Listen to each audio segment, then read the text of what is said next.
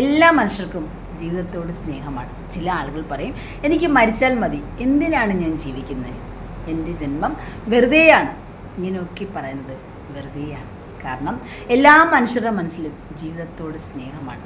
എല്ലാം മനസ്സിൽ കണക്കൂട്ടലാണ്. വരുന്ന 10 വർഷം 20 വർഷം കഴിഞ്ഞുള്ള പ്രതീക്ഷകളും സ്വപ്നങ്ങളും അതിനെക്കുറിച്ചുള്ള കണക്കൂട്ടൽ എല്ലാ മനുഷ്യൻ്റെ മനസ്സിലുമുണ്ട്. ജീവിതത്തെക്കുറിച്ച് ആഗ്രഹമില്ലെങ്കിൽ അവരങ്ങനെ കണക്കൂട്ടില്ലല്ലോ.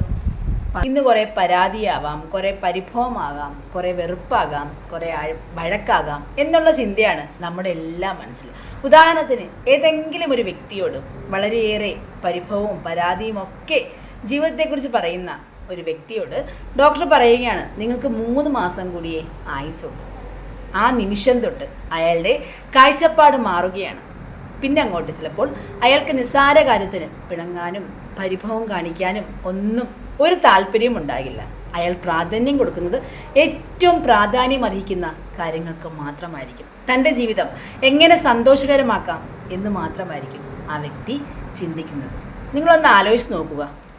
അയാൾ ആ 3 മാസം ഏറ്റവും സ്വർഗതുല്യമായി ജീവിക്കാൻ ശ്രമിക്കും.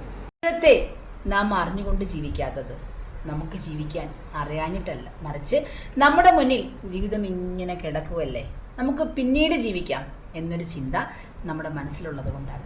അറിവ് സമ്പാദിക്കുമ്പോൾ ഒരുപാട് നാളത്തേക്ക് അത് നമുക്ക് വേണം എന്ന് കരുതി അതിൻ്റെ ആഴങ്ങളിലേക്ക് പോയി എല്ലാ കാര്യങ്ങളും പഠിക്കാൻ ശ്രമിക്കുക. പക്ഷേ ജീവിക്കുമ്പോൾ അടുത്ത നിമിഷം നാം അങ്ങ് മരിക്കും. ഇന്ന് നമ്മുടെ അവസാന ദിവസമാണ് എന്ന കരുതലോട് കൂടി ഓരോ ദിവസത്തെയും ഓരോ നിമിഷത്തെയും ജീവിക്കാൻ ശ്രമിക്കുക. എല്ലാവർക്കും ശുഭരാത്രി.